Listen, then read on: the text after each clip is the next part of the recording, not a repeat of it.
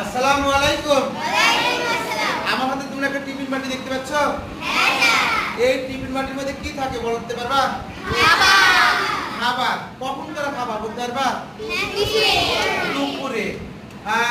এই টিফিন বাটিটা কে নিয়ে এসেছো? যে তুমি আসো, আমি তোমাদের উদ্দেশ্যে কিছু বলবো। সেটা হলো তোমরা স্কুলে অবস্থান করার কটার সময় 4:15 পর্যন্ত, তাই না? আমরা অনেক কে খাবার নিয়ে আসো না বলো তো, হাত উঠাও তো। এই তো কতজন খাবার নিয়ে আসো না। তো আমরা যদি খাবার না নিয়ে আসি তাহলে আমরা ক্ষুধার্ত হয়ে যাবো। কি হবে বলো তো? ক্ষুধার্ত হয়ে যাবো। তুমি এখানে সামনে আসো। ক্ষুধার্ত হলে আমাদের পড়াশোনা কি মাথার মধ্যে আসবে না? তাহলে আমাদের শুধু ক্ষুধা লাগবে, পেট ব্যথা করবে, তাই না? পেট ব্যথা করবে। তাহলে কি আমাদের পড়াতে আমরা মনোযোগী হতে পারবো না? স্যার মনোযোগী হতে পারবো না? হতে পারবো না।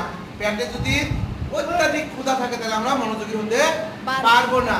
তাহলে এই যে অনেকে হাত উঠাচ্ছ যে আমরা টিফিন নিয়ে আসি না, যে তোমরা টিফিন নিয়ে আসবা। ক্ষুধার্ত অবস্থাতে পড়াশোনায় তোমরা মনোযোগী হতে পারবে না, তোমরা অসুস্থ হয়ে পড়বে। আমাদের স্কুল কটা থেকে শুরু হয় বলো তো? 9টা থেকে 4:15। তাহলে আমার সঙ্গে বলো, ক্ষুধার্ত থাকবো না, প্রতিদিন টিফিন নিয়ে আসবো। সেটা টিফিন রুটি হোক, ভাত হোক, যেটা হবে আমরা নিয়ে আসবো। ঠিক আছে?